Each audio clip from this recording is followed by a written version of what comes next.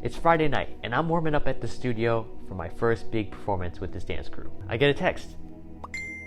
By the way, these parentheses, right side parentheses, it's text slang for a smiley face in Russian. This was the first time I've ever seen Katya wear lipstick. I couldn't tell if I was nervous because of my performance or because of Katya. It must have been both though, because my heart was literally trying to jump out and my ears were burning hot red. She showed up relatively early, and that made me feel bad because these things typically run for a long time. And tonight ended up being about 3 hours long that she had to sit through all alone. I knew she would be studying, Spanish on her phone while she waited, but I didn't know when she would be watching me during my warm-up. So just to be safe, every now and then I would throw in a little acrobatic trick just to show off. You amazing, seeing you my television. I don't wanna be okay, yeah, I wanna be great. Whew. The performance went flawlessly, and after we finished, still out of breath, I walked over to Katya.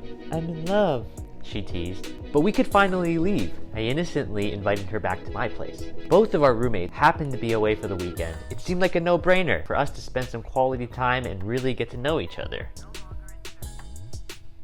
To my surprise, she declined and asked me to walk her home instead. Sometimes I felt like she was grooming me. She tried to instill gentlemanly habits like opening doors for her, pulling out a seat for her when she sits down, offering her my arm or hand, going down steps or coming out of a bus or car. Part of me really enjoyed this because I've seen it on TV and movies, but I've never consciously tried these things. Chivalry was not dead, not if she had something to say about it. And another part of me felt concerned because we were only playing by her rules.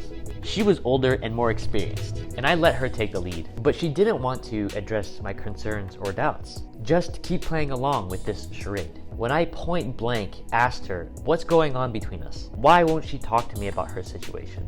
Deep down though, I knew she was really married. I just wanted permission to do the wrong thing here so I could feel good about myself, and that made it real for her. It was like asking her to admit guilt to adultery. It was like making her admit that she's a bad person. She looked disappointed and very softly said, "Sometimes a man should just take what he wants and not ask so many questions."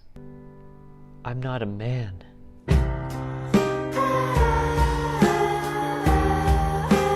If you want to hear the next part of this story, or stories like this, like and hit that subscribe button below. And if you have an epic story, leave it in the comments section. I might just make a video out of it. I also want to see in the comments what you would have done if you were in my shoes, or if you've ever been in a similar situation.